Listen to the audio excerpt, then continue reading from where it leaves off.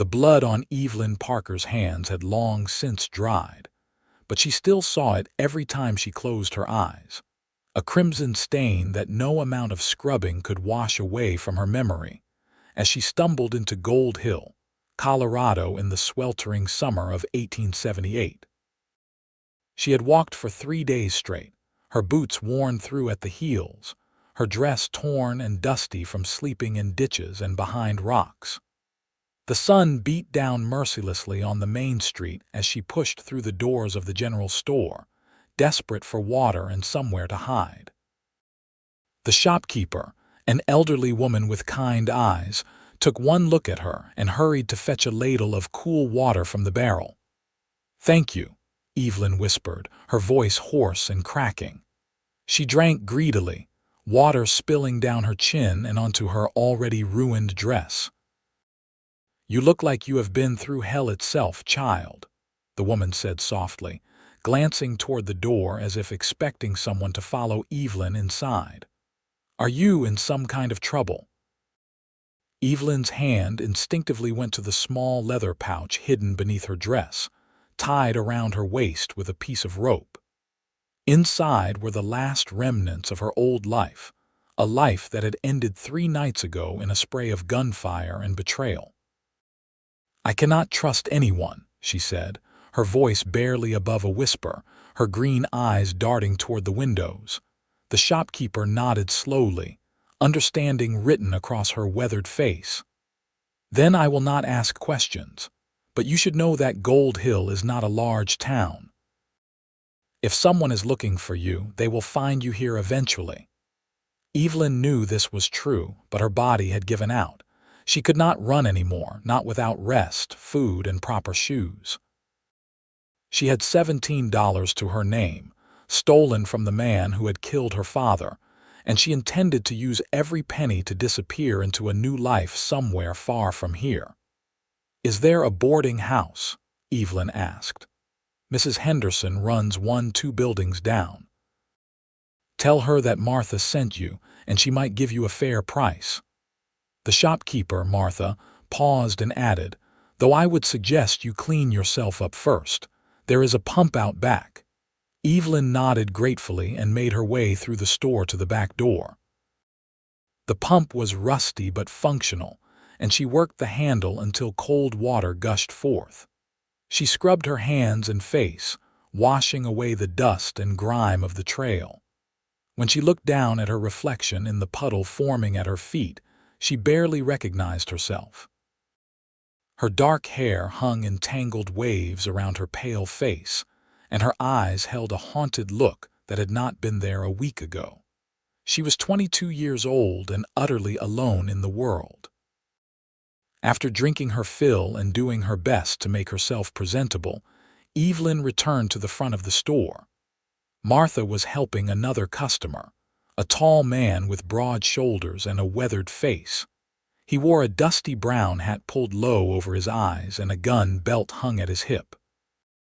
Evelyn froze, her heart racing, but the man paid her no attention as he counted out coins for his purchases. "Thank you, Wade," Martha said warmly. "Tell your father I asked after him." "Will do, Martha," the man replied, his voice deep and steady. He tipped his hat to both women and walked out, his spurs jingling softly with each step. Evelyn released the breath she had been holding. Who was that? Wade Owens. His family runs a ranch about 5 miles outside town. Good people, the Owens family. Wade is the youngest of 3 sons, though he is the one who does most of the work these days. His father is getting on in years, and his brothers have their own families to tend to. Martha studied Evelyn carefully.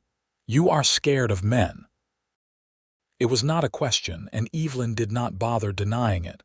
"I have good reason to be." "Most women do," Martha agreed, "but not all men are bad, child. Some are worth trusting." "I will believe that when I see it," Evelyn said bitterly.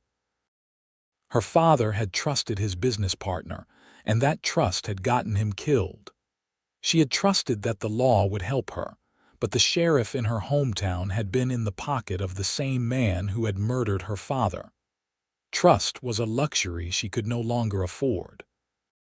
She left the store with directions to the boarding house and a small package of crackers and cheese that Martha had insisted she take for free. The boarding house was a 2-story wooden building with peeling white paint and a sagging porch. A hand-painted sign declared it to be Henderson's boarding house, respectable lodging for respectable folk. Evelyn knocked on the door, and a plump woman with graying hair and a no-nonsense expression answered.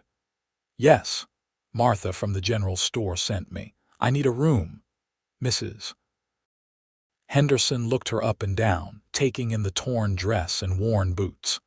$2 a week, meals included, payment in advance. No men in the rooms, no drinking, no loud noise after 9 o'clock. Evelyn counted out $2 from her precious stash and handed them over. "Mrs." Henderson pocketed the money and stepped aside. "Room 4, top of the stairs on the right. Supper is at 6. Do not be late." The room was small but clean, with a narrow bed, a washstand, and a single window that overlooked the street. Evelyn locked the door behind her and collapsed onto the bed, her body finally giving in to exhaustion. She slept for 14 hours straight, waking only when the sun streamed through the window the next morning. For the first few days, Evelyn stayed close to the boarding house, venturing out only for meals and brief walks around town. Gold Hill was a small mining community that had sprung up during the Colorado gold rush of the 1850s and 1860s. The mines were not as productive as they once had been, but enough gold still trickled out to keep the town alive. The population was a mix of miners, ranchers, shopkeepers, and the various people who made their living servicing these groups. Evelyn knew she needed to find work if her money was going to last, but she was terrified of drawing attention to herself. She spent hours sitting on the porch of the boarding house, watching the people come and go, trying to get a sense of the town and its rhythms. It was on one of these afternoons that Wade Owens rode into town again. This time, Evelyn had a better opportunity to observe him. He was tall, probably just over 6 feet, with sandy brown hair that curled slightly at the ends. His face was tanned from long hours in the sun, and he moved with the easy confidence of a man comfortable in his own skin. He could not have been much older than she was, perhaps 25 or 26. He dismounted in front of the general store and tied his horse to the hitching post. As he turned toward the store, his eyes met Evelyn's across the street. She quickly looked away, her heart pounding, but not before she caught the flicker of interest in his expression.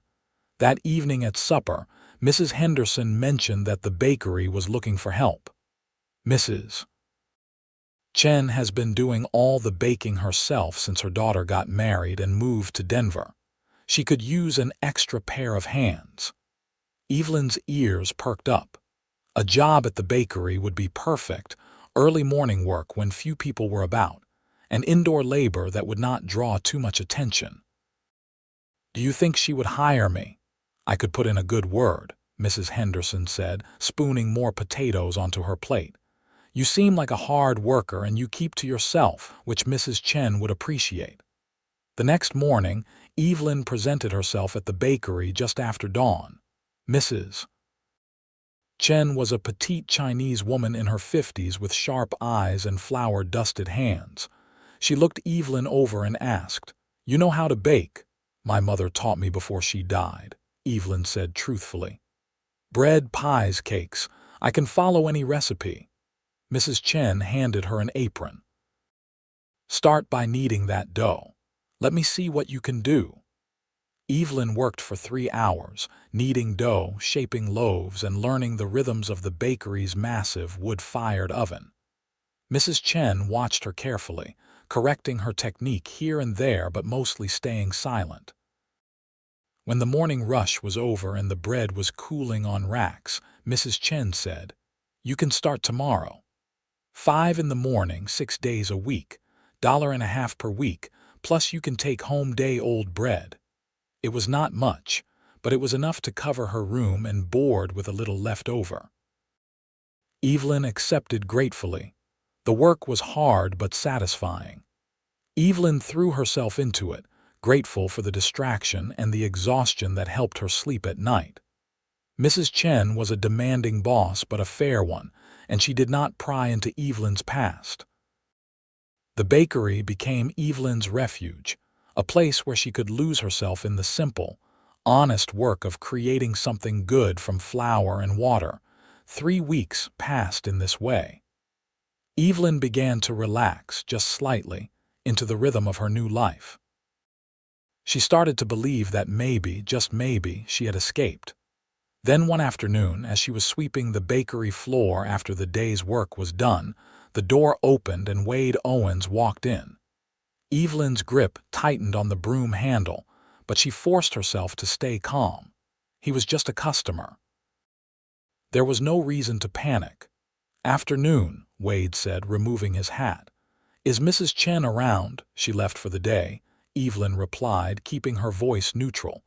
"But I can help you if you need something." Wade smiled, and it transformed his entire face. "I was hoping to get a couple of loaves of bread, and maybe some of those cinnamon rolls if there are any left." Evelyn wrapped up his order in brown paper, her hands moving efficiently despite her nervousness. Wade paid and lingered by the counter, clearly wanting to make conversation. "I have seen you around town," he said. "You are staying at Mrs. Henderson's, right?" "Yes." Evelyn did not offer any additional information. "I am Wade Owens. My family has a ranch outside town." "I know," Evelyn said, then immediately regretted showing that she had paid any attention to him at all. Wade's smile widened. "And you are—" She hesitated for a long moment before answering. "Evelyn Parker. It is nice to meet you properly, Miss Parker." He placed his hat back on his head and picked up his package. "I hope to see you around." After he left, Evelyn leaned against the counter, her heart racing.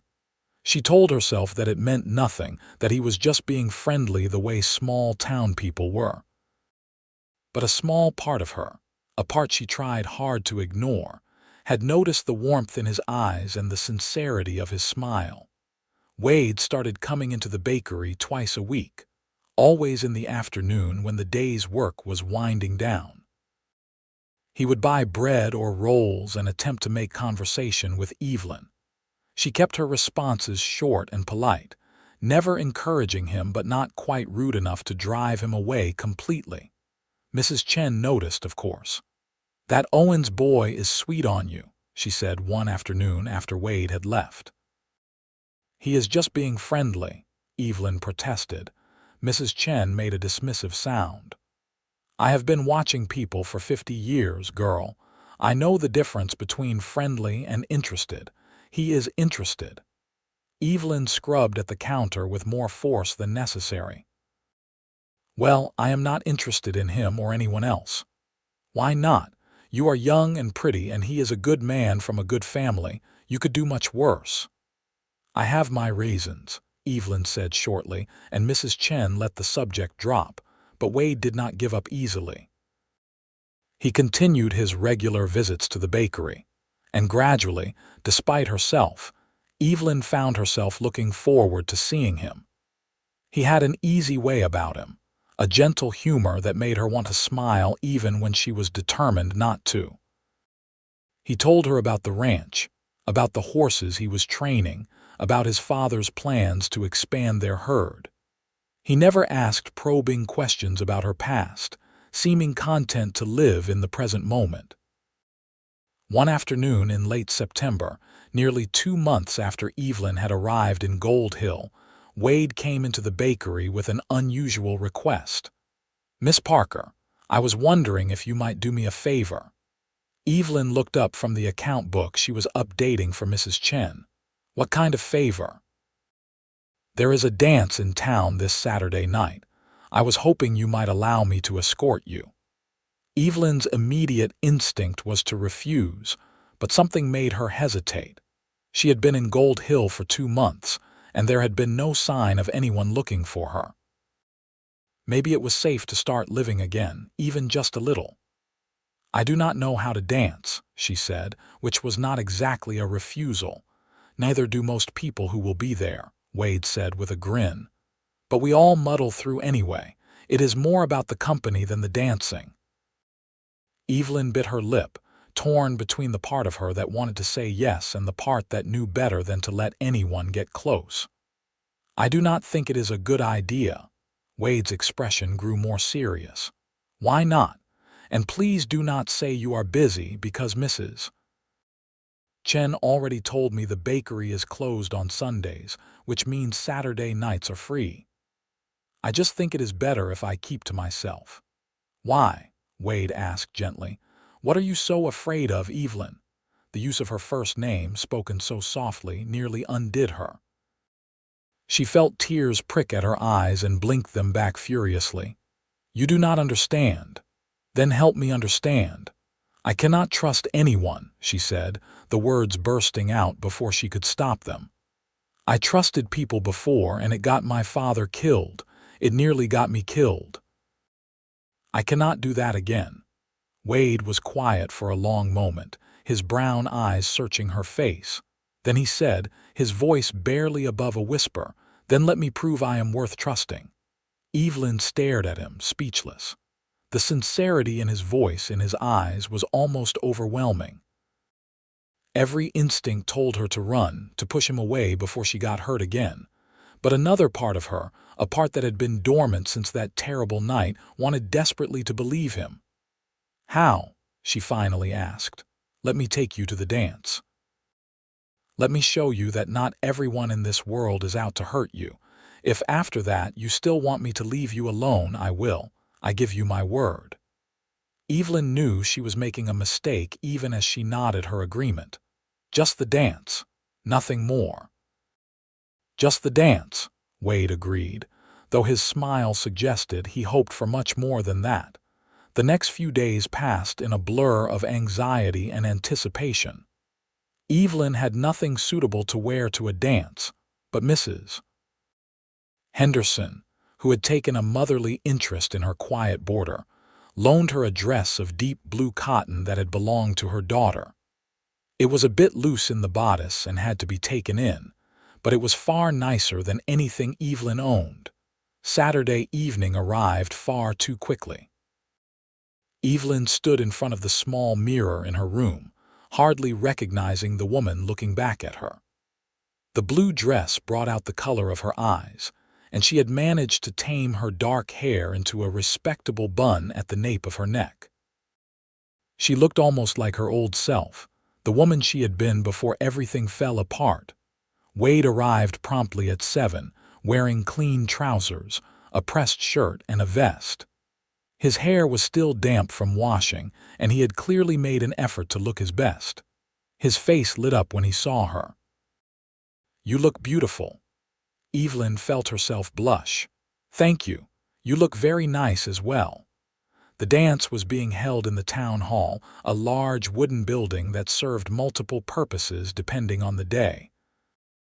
Tonight, the tables and chairs had been pushed to the sides, and a small group of musicians was setting up in one corner. Lanterns hung from the rafters, casting warm, golden light over everything. As they entered, Evelyn felt every eye in the room turn toward them. She fought the urge to turn and run, but Wade's steady presence at her side helped her stay calm. He guided her to a relatively quiet corner and fetched her a cup of punch. "Everyone is staring at us," Evelyn whispered. "Small towns are like that," Wade said easily. "They have probably already married us off and named our first 3 children. Try not to let it bother you." Despite herself, Evelyn laughed. It felt strange, that sound coming from her throat. She could not remember the last time she had laughed. The music started, a lively fiddle tune that had people flooding onto the makeshift dance floor. Wade offered her his hand. "Shall we?" Evelyn allowed him to lead her into the crowd. True to his word, Most people seemed to be making up the steps as they went along, and Evelyn found herself relaxing into the simple pleasure of movement and music. Wade was a surprisingly good dancer, or at least good enough to make her feel like she was, guiding her through the steps with gentle pressure on her waist and hand. They danced 3 songs in a row before taking a break to catch their breath.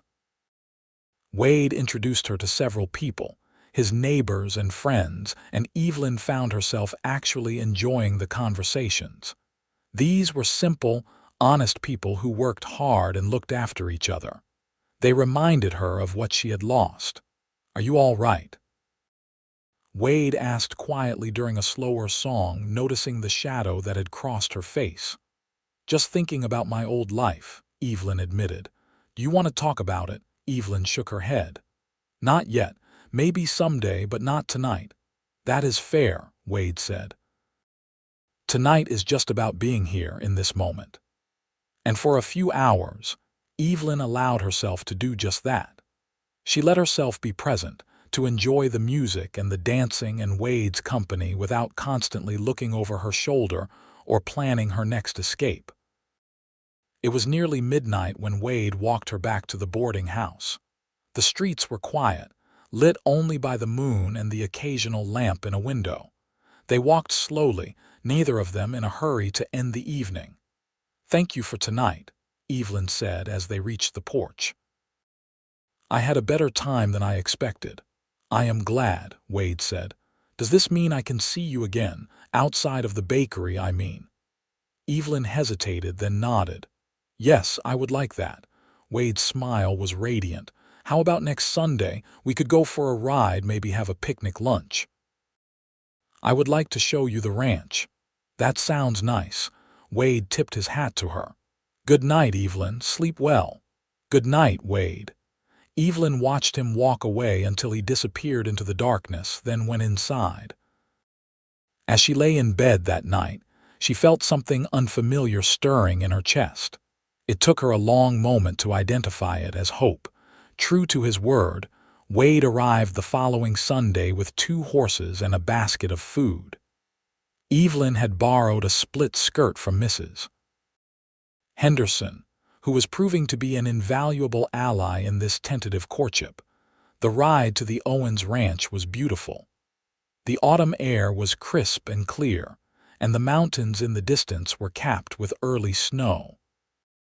Wade pointed out landmarks and told her stories about growing up in this country, making her laugh with tales of childhood misadventures. The ranch itself was modest but well-maintained, with a sturdy house, a large barn, and several corrals.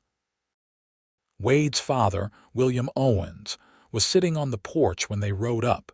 He was a weathered man in his 60s with kind eyes and Wade's same easy smile.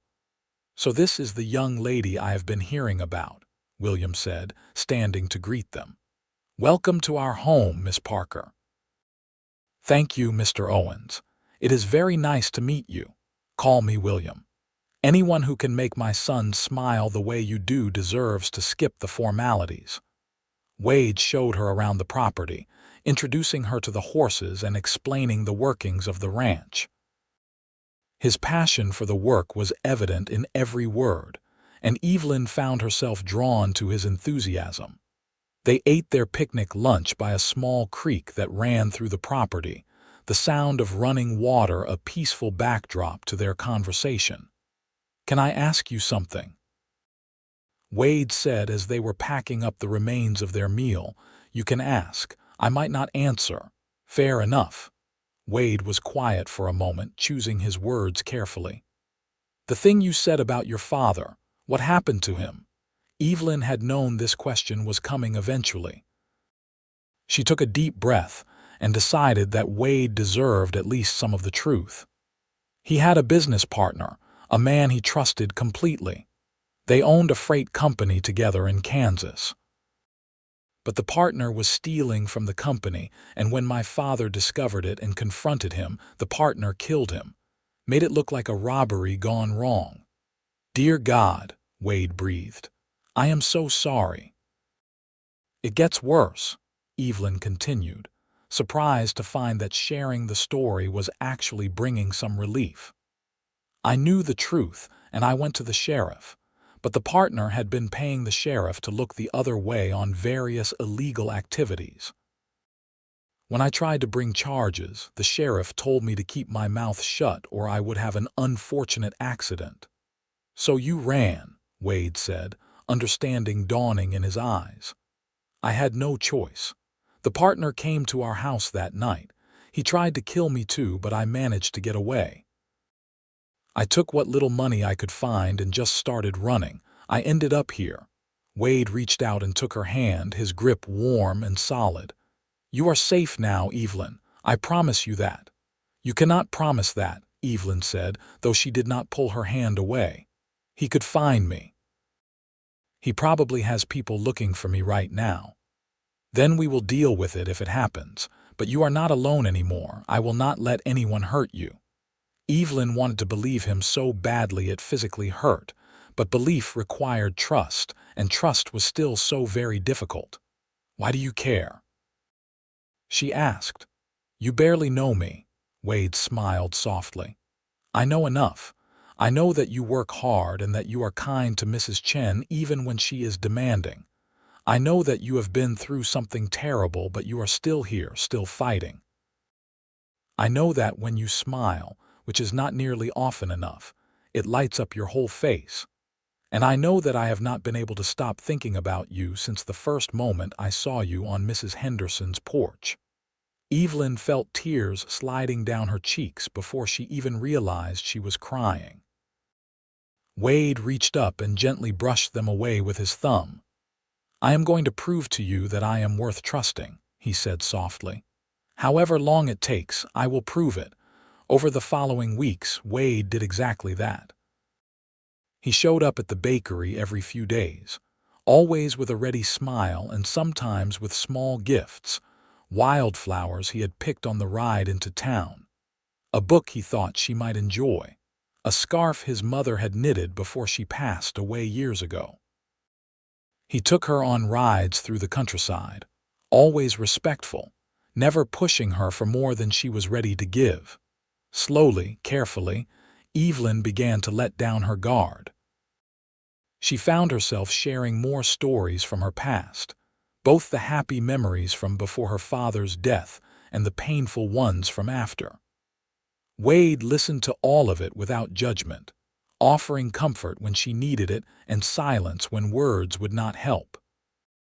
By the time the first snow fell in early November, Evelyn had to admit to herself that she was falling in love with Wade Owens. It terrified her, this feeling of vulnerability and openness, but it also made her feel more alive than she had in months.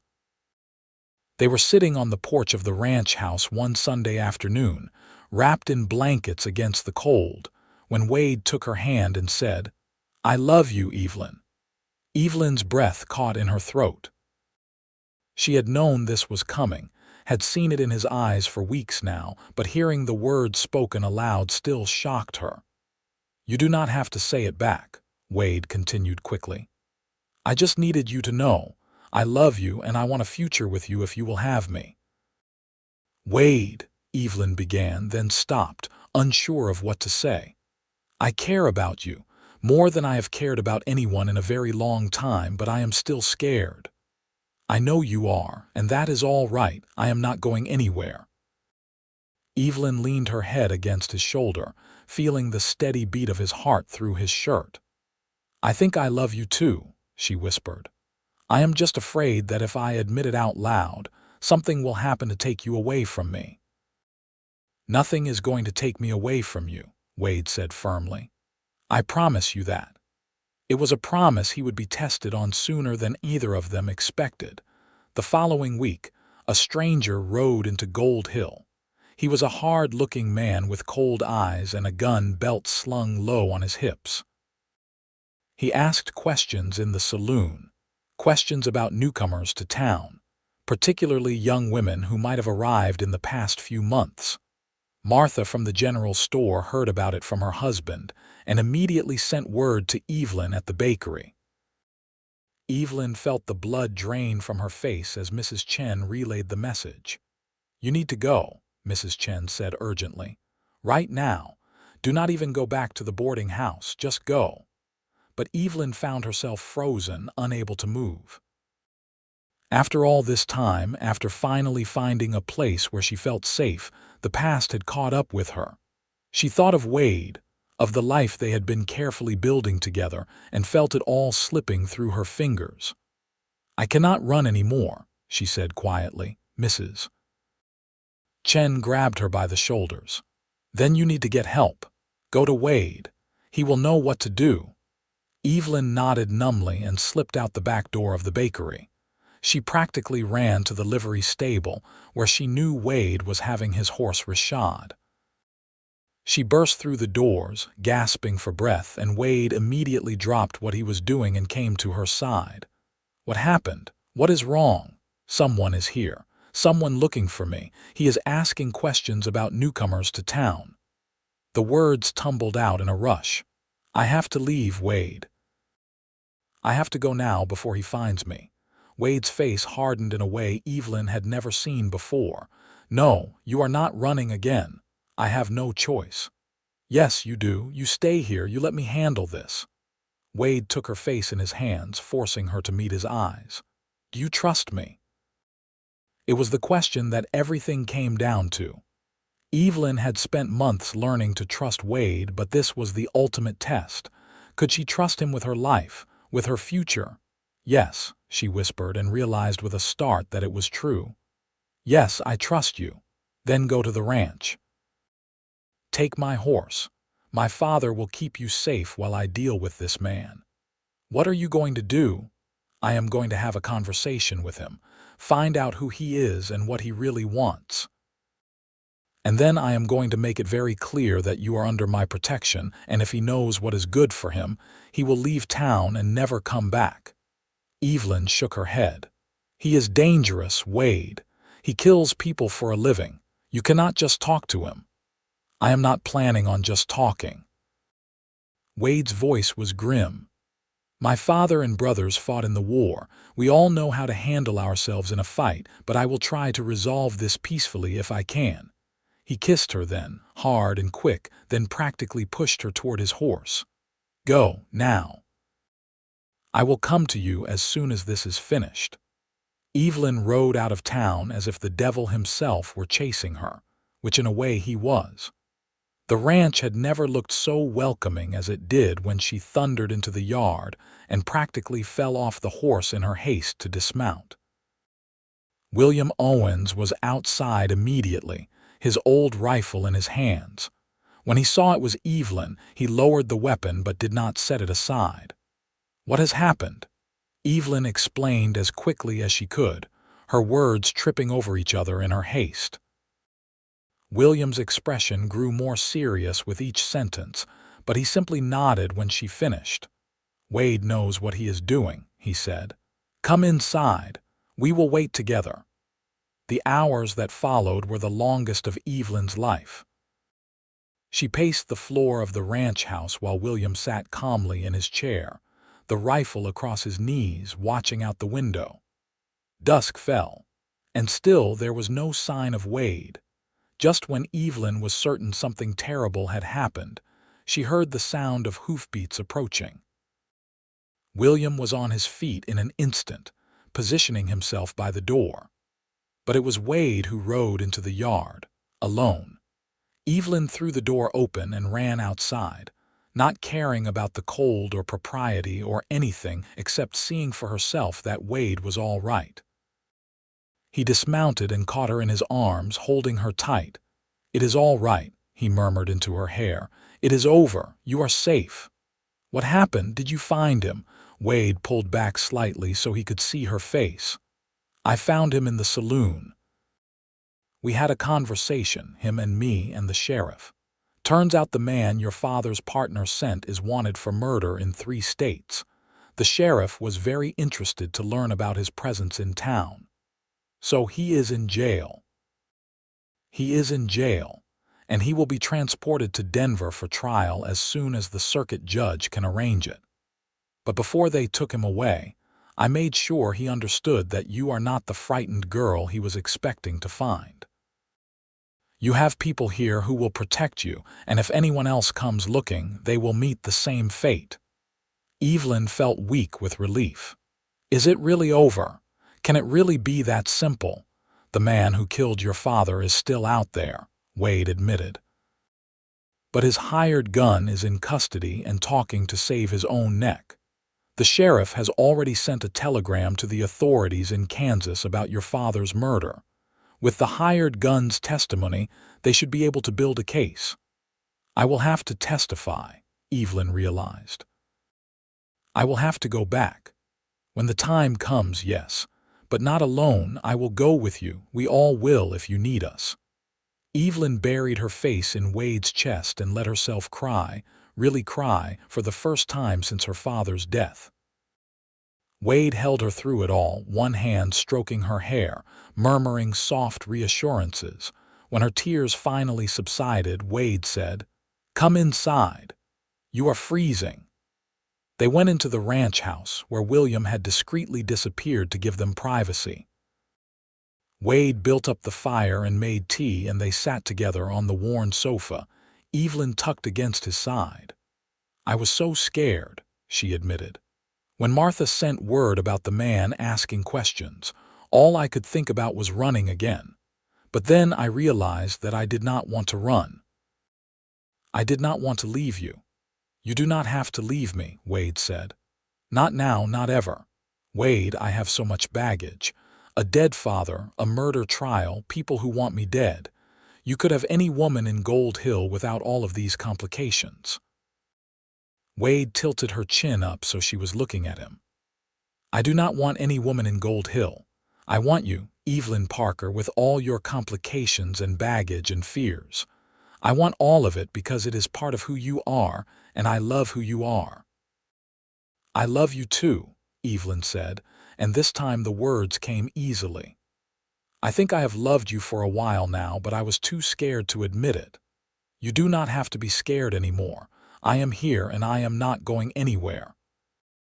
They sat together in the firelight, the world outside forgotten for the moment. Evelyn felt something inside her finally relax, a tension she had been carrying for so long she had forgotten what it felt like to be without it. She was safe. She was loved. She was home. The following months brought a whirlwind of activity. In December, a representative from the Kansas authorities arrived in Gold Hill to take Evelyn's statement. With the hired gun's testimony and Evelyn's account, they had enough evidence to arrest her father's former partner.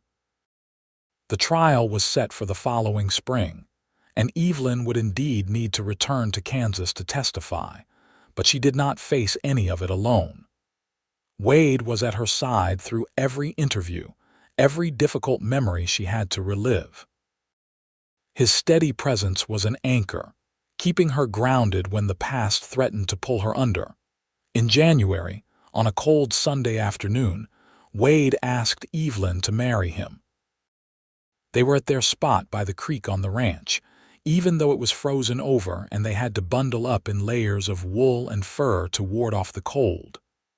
"I know the timing might seem strange," Wade said, holding both her hands in his, "with the trial coming up and everything still unsettled. But I do not want to wait. I want you to be my wife, Evelyn. I want to wake up next to you every morning and go to sleep holding you every night. I want to build a life with you, right here on this land." Evelyn felt tears gathering in her eyes, but these were happy tears. "Yes," she said, her voice choked with emotion. "Yes, I will marry you." Wade let out a whoop of joy and spun her around, both of them laughing like children. He produced a simple gold band from his pocket, one that had belonged to his mother. "It is not fancy," he said as he slipped it onto her finger, "but it has been in my family for 3 generations. "It is perfect," Evelyn said, admiring the way the gold caught the weak winter sunlight. They were married in February in the small church in Gold Hill, with the whole town in attendance. Martha had helped Evelyn make a new dress for the occasion, a simple but elegant gown of cream-colored wool. Mrs. Chen baked the cake, and Mrs. Henderson cried through the entire ceremony.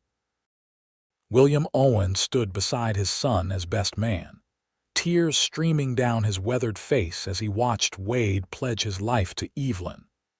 When the preacher pronounced them husband and wife, Wade kissed Evelyn with such tenderness and love that many in the congregation had to wipe their eyes.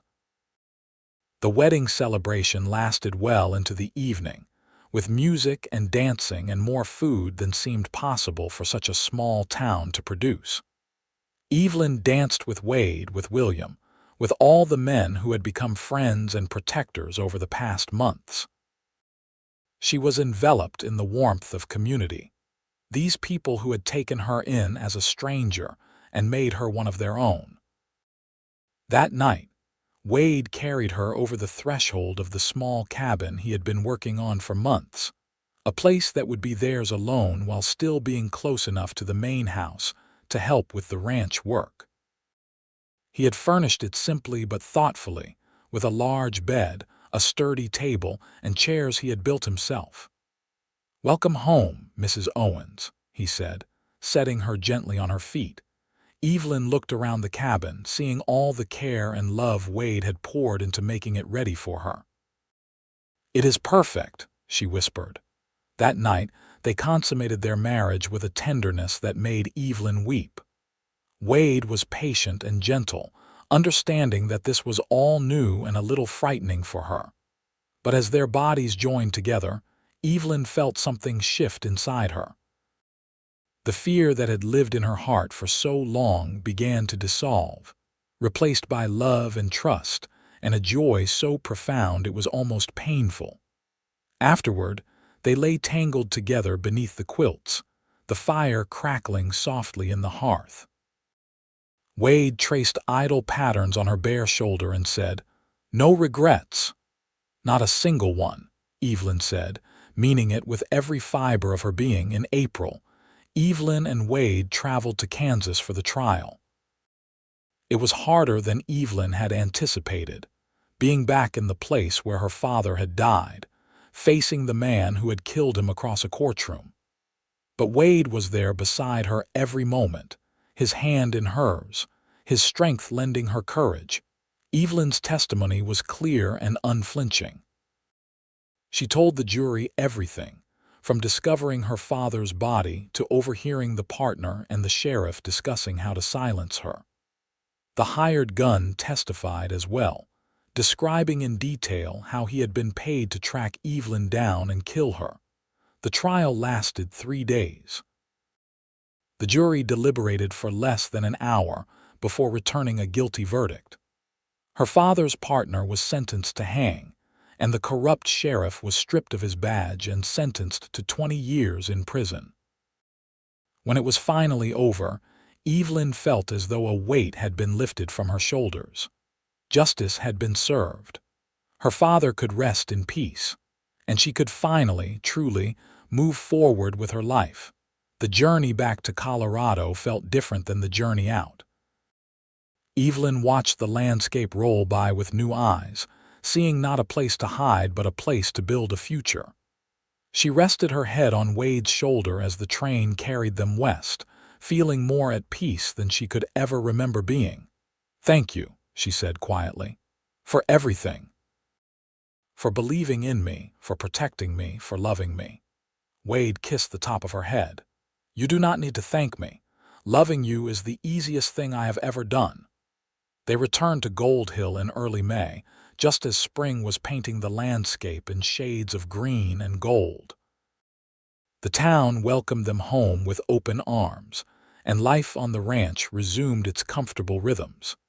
Evelyn continued to help at the bakery, though Mrs. Chen insisted she cut back her hours now that she was a married woman with a household of her own to run.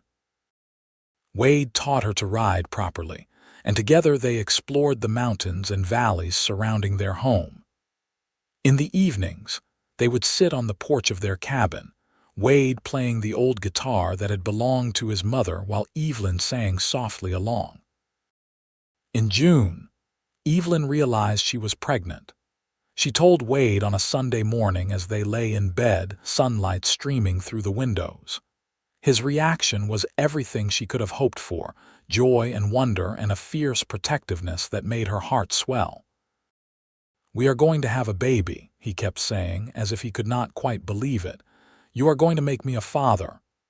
"Are you happy?" Evelyn asked, though she could see the answer written all over his face. "Happy does not even begin to cover it," Wade said, pulling her close.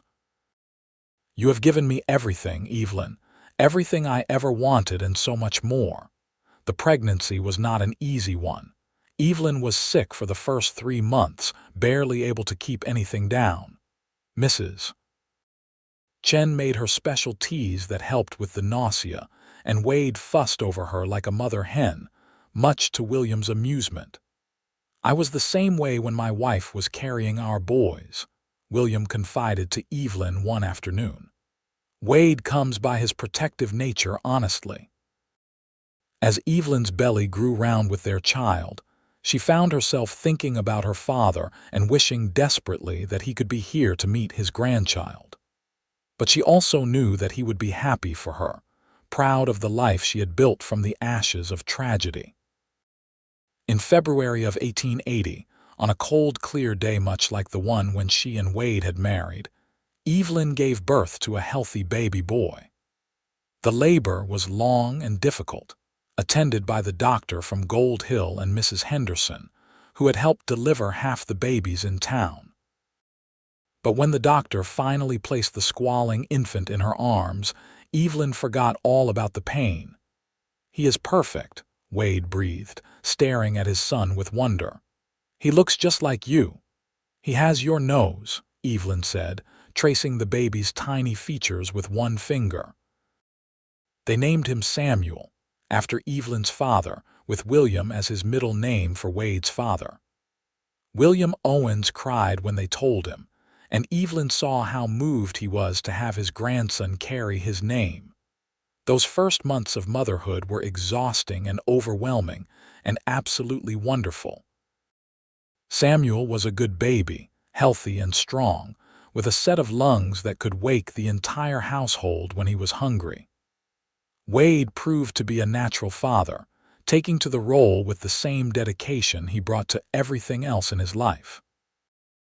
Evelyn would sometimes watch Wade holding their son, rocking him to sleep or playing with him on the floor of the cabin, and feel so full of love she thought she might burst. This was what she had been fighting for when she fled Kansas all those months ago. Not just survival, but this. A life. A family. A future. When Samuel was 6 months old, they took him to town for the first time. Martha immediately claimed him for the afternoon, cooing over him while Evelyn helped Mrs. Chen with a particularly large order. Everyone wanted to see the newest member of the Owens family, and Evelyn found herself fielding congratulations and advice from every quarter. "You have done well for yourself," Mrs. Henderson said, bouncing Samuel on her hip while he grabbed at her hair. "Wade is a good man and you are a good mother. Your father would be proud." "I hope so," Evelyn said softly. Life settled into a comfortable pattern. Samuel grew bigger and stronger, learning to crawl and then to walk. Wade taught him to be gentle with the horses and how to throw a ball. Evelyn taught him his letters and numbers, reading to him from the small collection of books they had accumulated. When Samuel was 2, Evelyn discovered she was pregnant again. This time the pregnancy was easier, and in the spring of 1882 they welcomed a daughter. They named her Rose after Wade's mother, and she was as different from Samuel as night from day. Where Samuel had been a quiet baby, Rose was loud and demanding. Where Samuel had been content to play by himself, Rose wanted constant attention. "She is going to be a handful," Wade said fondly, walking the floor with his crying daughter at 2 in the morning. "She gets that from you," Evelyn teased from the bed, too tired to do anything but watch. "Me. I am the most even-tempered person you will ever meet." Evelyn laughed. Tell that to the horse trader who tried to cheat you last month. Wade grinned sheepishly. All right, maybe she gets it from both of us. They added 2 more rooms to the cabin as their family grew. William, growing older and less able to manage the physical demands of ranching, moved into the main house full-time and left the day-to-day operations to Wade. It was hard work, but Wade thrived on it, and Evelyn loved seeing him in his element. When Samuel was 5 and Rose was 3, Evelyn realized she was pregnant once more. This pregnancy was different from the others, and she knew early on that something was not quite right. The doctor confirmed her suspicions. She was carrying twins. The pregnancy was difficult, and Evelyn was confined to bed rest for the last 2 months. Wade hired a young woman from town to help with Samuel and Rose, freeing him to focus on the ranch and on caring for Evelyn. It was a challenging time, but they got through it together, as they had gotten through everything else. In the spring of 1885, Evelyn gave birth to twin boys. The labor was long and complicated, and for a few terrifying hours the doctor was not sure if Evelyn would survive. But she was stronger than she looked, tougher than anyone gave her credit for, and she fought her way through. They named the twins James and Joseph, and from the moment they were born, they were inseparable. They did everything together, learned to crawl together, took their first steps together, got into mischief together.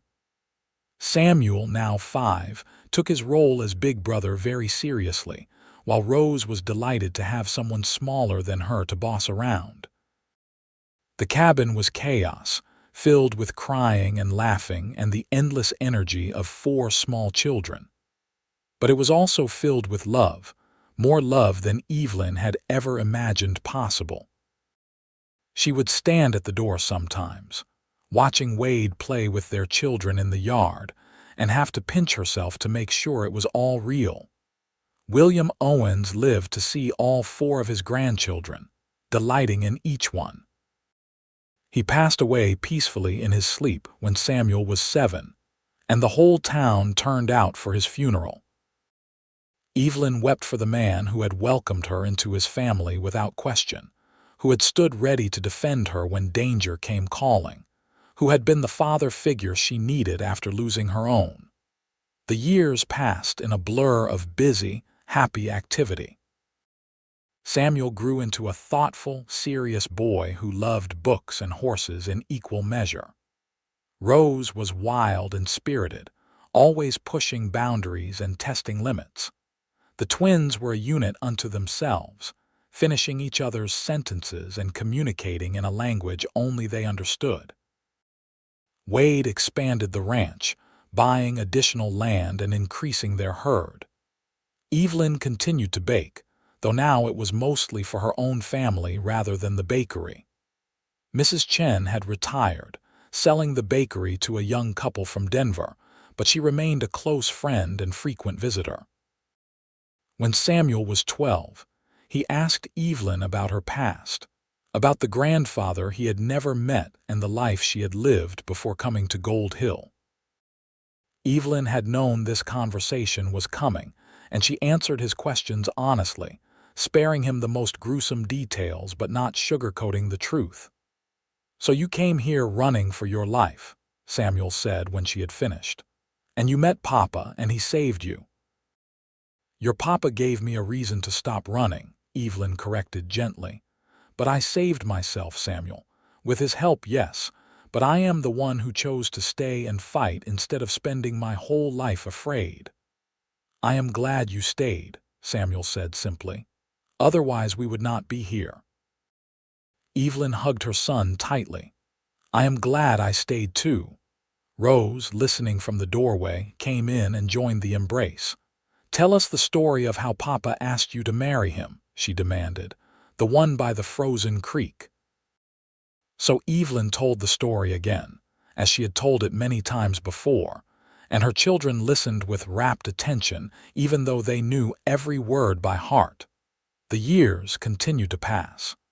Samuel grew into a young man who looked so much like Wade it made Evelyn's heart ache.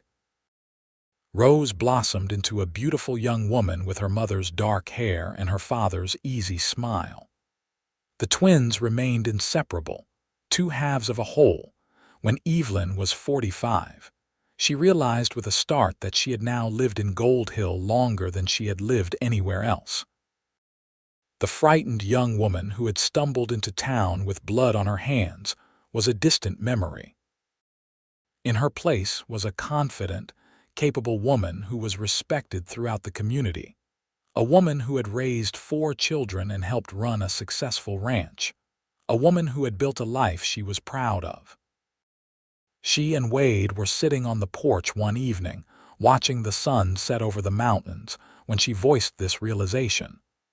"I have been here 22 years, she said wonderingly. 22 years since I walked into that general store, too scared to tell anyone my name." Wade took her hand, his grip still as strong and sure as it had been all those years ago. "Best decision you ever made coming here." "Second best," Evelyn corrected. "The best was letting you prove you were worth trusting," Wade smiled. "I am still working on that every day." "You have nothing left to prove," Evelyn said softly. "You have been proving it for over 20 years. You saved my life, Wade, not just from the man who wanted to kill me, but from the fear that was killing me from the inside. You taught me how to trust again, how to love again, how to live again." "We saved each other," Wade said. "I was just going through the motions before you came along, Evelyn, working the ranch, doing what was expected of me, but not really living. You gave me a purpose. You gave me a reason to be the man I wanted to be." They sat in comfortable silence, hands clasped, watching as the stars began to appear in the darkening sky. Inside the house, they could hear their children laughing together, the twins arguing about something trivial, Rose trying to mediate, Samuel reading aloud from a book. "We did good, did we not?" Evelyn said. "With all of this, with them?" "We did very good," Wade agreed. "Samuel married at 23, a sweet girl from a neighboring ranch, and took over the bulk of the ranching operations from Wade. Rose married a teacher from Denver and moved to the city, though she came home often to visit with her growing brood of children. The twins both decided to become lawmen, a choice that made Evelyn's heart clench with worry but also filled her with pride. They were making the world safer for people like she had been, vulnerable and scared and needing help. Wade and Evelyn moved into the main ranch house, now too large for just the two of them, but filled with memories of all the years spent raising their family. They grew older together gracefully, silver threading through their hair, lines deepening around their eyes and mouths, but their love never diminishing.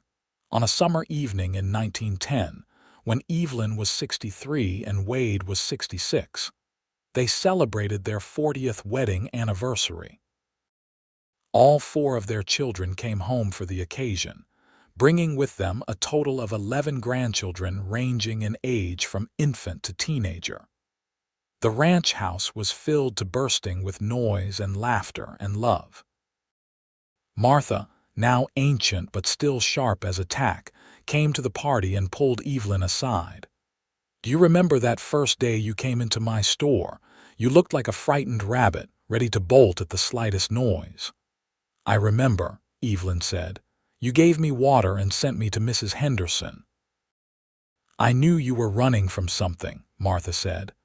"But I also saw something in you, a core of strength that just needed the right circumstances to flourish. And I was right, was I not? Look at what you have built. Look at this beautiful family, this beautiful life." Evelyn hugged the old woman, tears streaming down her face. "Thank you for helping me that day. Thank you for being kind to a stranger.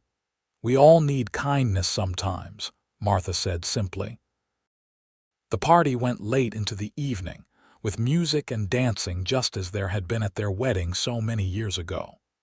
Wade and Evelyn danced together, their steps perhaps slower than they once were, but no less sure. Their children and grandchildren watched with smiles, seeing the love that still burned bright between the couple at the center of this big, boisterous family. As the last guests were leaving, and the grandchildren were being bundled into wagons for the journey home, Samuel pulled his parents aside. "I have something I want to give you," he said, producing a wooden box from his saddlebag. "I have been working on this for months." Inside the box was a book, hand-bound in leather with careful script on every page. It was the story of Wade and Evelyn, their courtship and marriage, the building of their family and ranch. Samuel had interviewed everyone who remembered those early days, collecting stories and memories and weaving them into a narrative. "So that your grandchildren and great-grandchildren will know," Samuel explained. "So they will know where they came from and what you both overcame to build this family." Evelyn could not speak through her tears, so Wade did it for both of them. "Thank you, son. This is the best gift you could have given us." That night, after everyone had gone and the house was quiet once more, Wade and Evelyn sat in bed reading through Samuel's book together. They laughed over stories they had forgotten and cried over memories both sweet and painful. "Can you believe it has been 40 years?" Wade asked, setting the book aside and pulling Evelyn close. "Sometimes it feels like yesterday," Evelyn said. "Sometimes it feels like we have been together forever." "I would do it all again," Wade said. "Every moment, every challenge, every fear and triumph. I would do it all again if it meant ending up right here with you. Even the parts where I was stubborn and refused to trust you," Wade laughed. "Especially those parts. You made me work for it, and that made it all the more valuable when you finally let me in." Evelyn snuggled deeper into his embrace, listening to the steady beat of his heart. "I love you, Wade Owens. I have loved you since that day in the bakery when you asked me to prove you were worth trusting. Maybe even before that, though I was too scared to admit it. I love you too, Evelyn. My brave, beautiful, fierce wife who survived everything the world threw at her and came out stronger. You are the most remarkable person I have ever known." They fell asleep that way, wrapped in each other's arms, two souls who had found each other against all odds and built something lasting and true. The years that followed were quieter but no less full. Wade and Evelyn spent their days tending the garden, watching their grandchildren grow, and enjoying the peace they had fought so hard to achieve. They took walks through the countryside they had explored together for decades, hands clasped, still finding new things to talk about even after all these years. Mrs. Chen passed away at the age of 97, and Evelyn wept for the woman who had given her a chance when she needed it most. Martha followed a few years later, and Evelyn mourned the loss of the first friendly face she had seen in Gold Hill. But life went on, as it always does. New babies were born, carrying the names and legacy of those who had come before. Samuel's eldest son showed the same talent with horses that Wade had possessed. Rose's daughter inherited her grandmother's gift for baking. The twins' children were showing signs of becoming lawmen themselves, dedicated to justice and protecting those who could not protect themselves. On a crisp autumn day in 1918, when Evelyn was 71, she and Wade took their usual morning walk to the creek. The trees were ablaze with color, red and gold and orange painting the landscape in shades of fire. They sat on the bank, the same spot where Wade had proposed all those years ago, and watched the water flow past. "You ever think about that first day I came into the bakery?" Wade asked suddenly, "when I asked you to come to the dance?" "Sometimes," Evelyn admitted. "I think about how close I came to saying no, to missing out on all of this because I was too scared to take a chance. But you did say yes. In the end, you chose to trust me. You made it impossible not to," Evelyn said. You just kept showing up, kept proving that you were exactly who you said you were. No hidden motives, no secret agenda, just a good man who wanted to love me." Wade turned to face her, his weathered face serious. "I meant what I said that day in the bakery, you know. When I told you I would prove I was worth trusting. I have tried to live up to that promise every single day of our marriage." "You have," Evelyn assured him. "You have never given me a reason to doubt you, not once."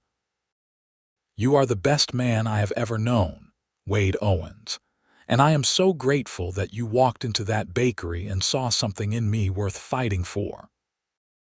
They sat together in the golden afternoon light, two people who had found each other in the midst of chaos and fear, who had chosen love over terror, trust over suspicion, hope over despair. They had built a life together that neither could have imagined that first day in Gold Hill. A life filled with children and grandchildren, hard work and simple pleasures, challenges overcome and dreams realized.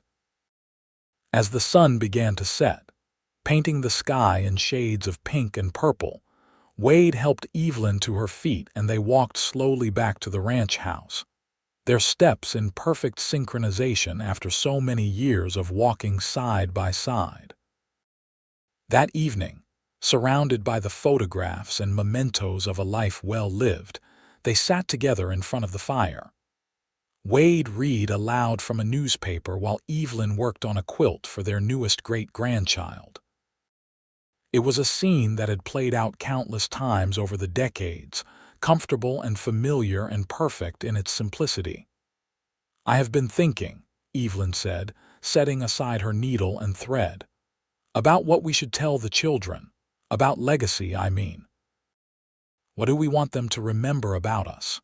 Wade considered the question carefully. "I think I want them to remember that we chose each other every day.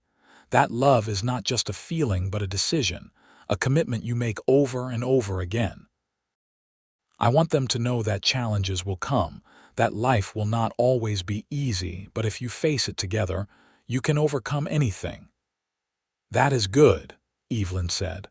"I want them to remember that it is never too late to start over. That no matter how dark things seem, there is always hope if you are brave enough to reach for it. And I want them to know that trust, real trust, is the foundation of everything good in life." "We have taught them well," Wade said. "Look at how they live their lives, how they love their families. We have given them the greatest gift we could give them, the example of a marriage built on love and trust and mutual respect." Evelyn moved to sit beside him, resting her head on his shoulder. "Do you have any regrets? Anything you wish you had done differently?" Wade was quiet for a long moment. "I wish I could have met your father. I wish I could have known the man who raised such a remarkable woman. And I wish you had not had to suffer so much before you found your way to me. But if things had been different, I might never have come to Gold Hill. We might never have met." "True," Wade acknowledged. "Then no, I have no regrets, because everything, the good and the bad, led us to exactly where we were meant to be." They stayed up late that night, talking about everything and nothing, reminiscing about the past and dreaming about the future.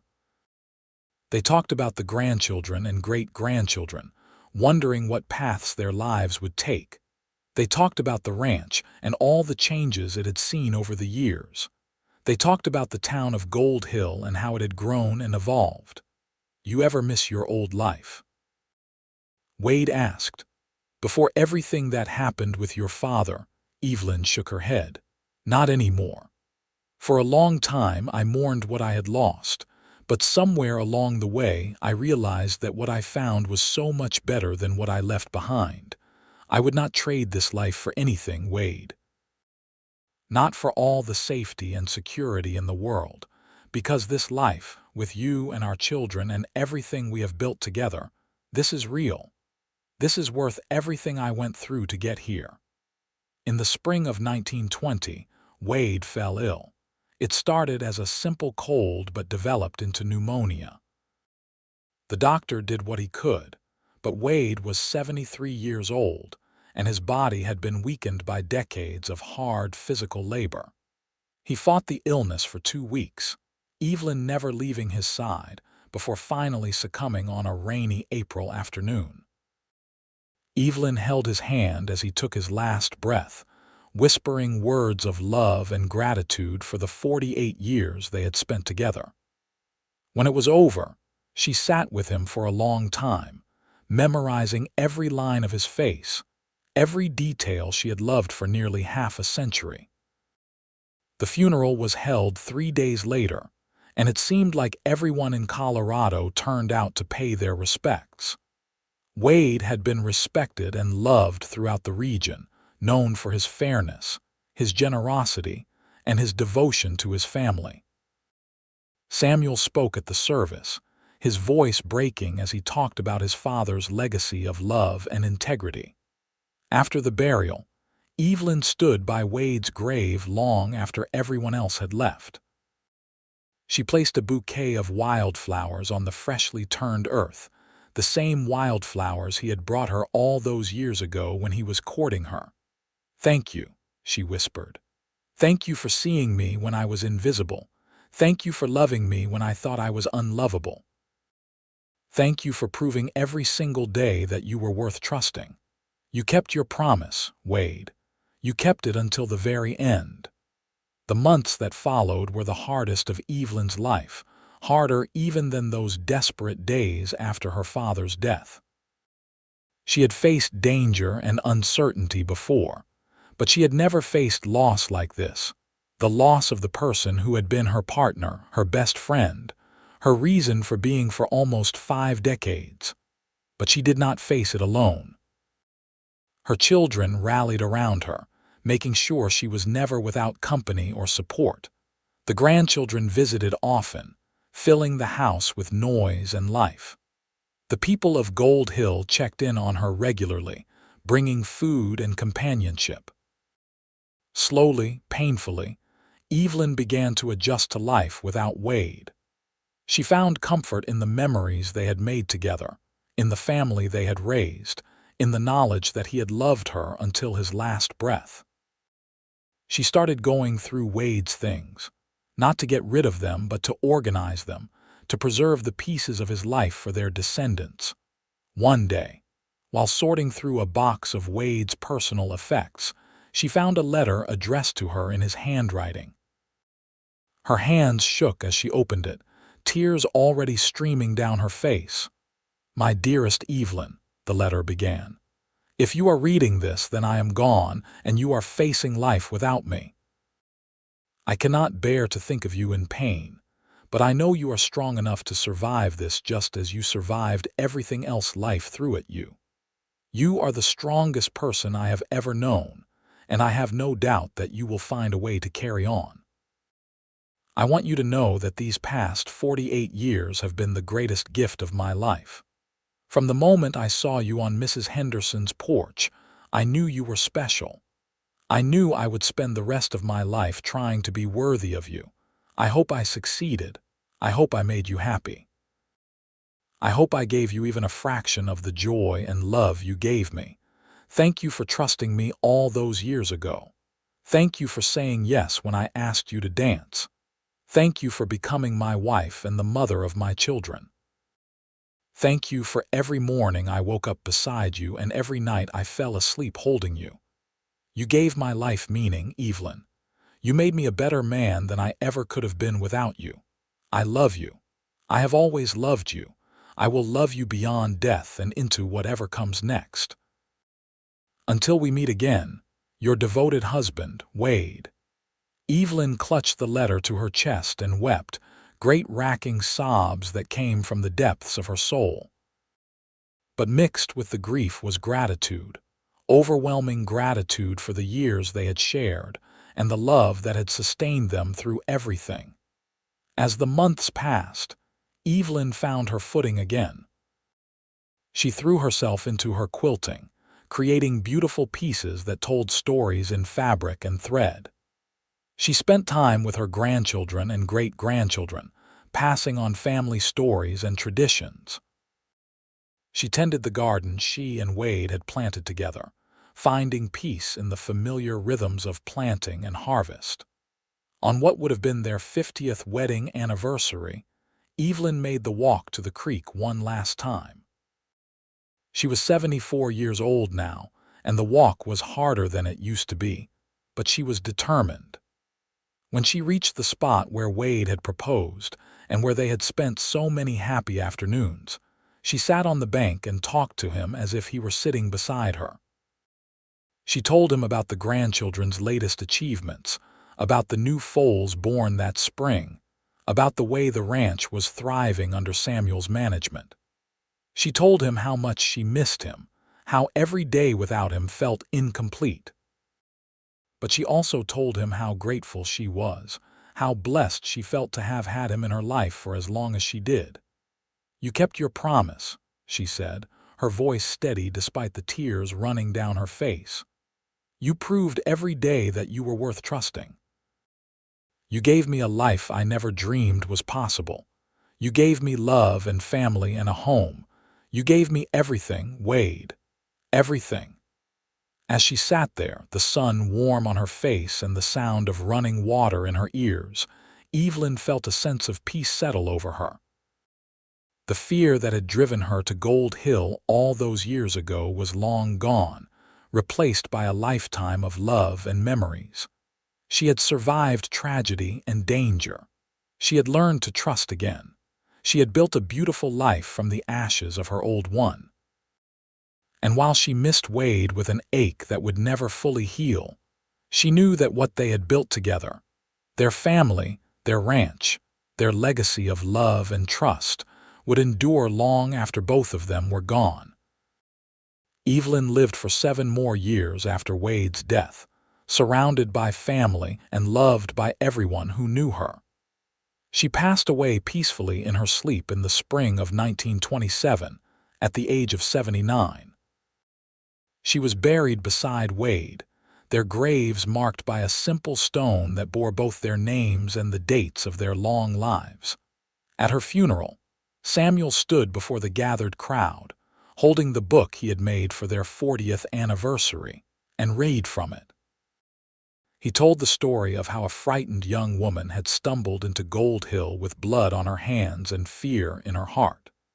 He told how a determined young man had seen past her fear to the strength beneath. He told how that young man had made a promise to prove he was worth trusting, and how he had spent the rest of his life keeping that promise. "My parents' love story was not easy," Samuel concluded, his voice thick with emotion. "It was born out of trauma and fear. But they chose to face those fears together. They chose trust over suspicion, love over fear, hope over despair. And in doing so, they built something that will last for generations.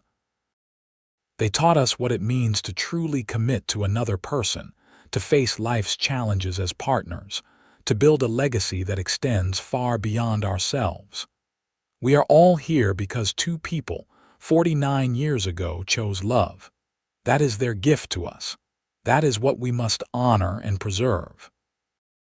The family gathered at the ranch after the funeral, filling the house with the same noise and life that had always characterized Evelyn and Wade's home.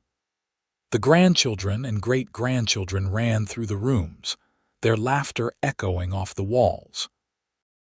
The adults shared stories and memories, weaving together the tapestry of Evelyn and Wade's life. And as the sun set over the mountains, painting the sky in shades of gold and pink, it seemed fitting that this place, this ranch that had been built on trust and love, was still standing strong, still sheltering the family that Evelyn and Wade had created together. Their story, which had begun with fear and flight, had ended with peace and fulfillment. They had proven that it was possible to overcome the past, to build a future from the ruins of tragedy. They had shown that trust, once earned and carefully maintained, could form the foundation for a love that lasted a lifetime and beyond. In the years that followed, as the 20th century progressed, and the world changed in ways Evelyn and Wade could never have imagined, Their descendants carried on their legacy. The ranch remained in the family, passed down through generations. The story of how Evelyn and Wade met and fell in love became family legend, told and retold until even the smallest details were preserved. And every year, on the anniversary of their wedding, the family would gather at the ranch to remember and celebrate the couple who had started it all. They would walk to the creek where Wade had proposed, where Evelyn had found peace in her final years. They would share stories and memories, ensuring that Evelyn and Wade's love story would never be forgotten, because in the end, that was what mattered. Not the fear that had driven Evelyn to Gold Hill or the challenges they had faced along the way. What mattered was the choice they had made to trust each other, to love each other, to build a life together despite all the reasons they could have walked away. "I cannot trust anyone," she had said. "Then let me prove I am worth trusting," he had whispered. And he had.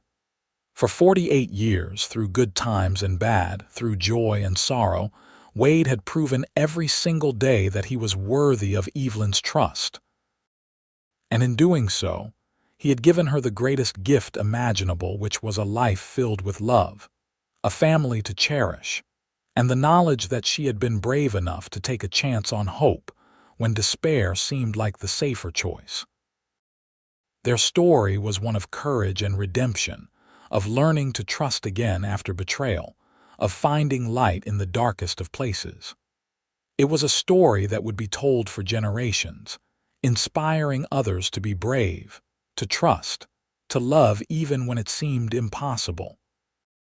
And somewhere, in whatever lay beyond this life, Evelyn and Wade were together again, their love continuing in eternity as it had in life, unbreakable and true. The frightened girl who had walked into Gold Hill had found her home. The determined young man who had promised to prove himself worthy had kept his word until his dying breath. And the family they created, the legacy they left behind, stood as a testament to the power of love and trust to overcome even the darkest of circumstances and build something beautiful that would endure for generations to come.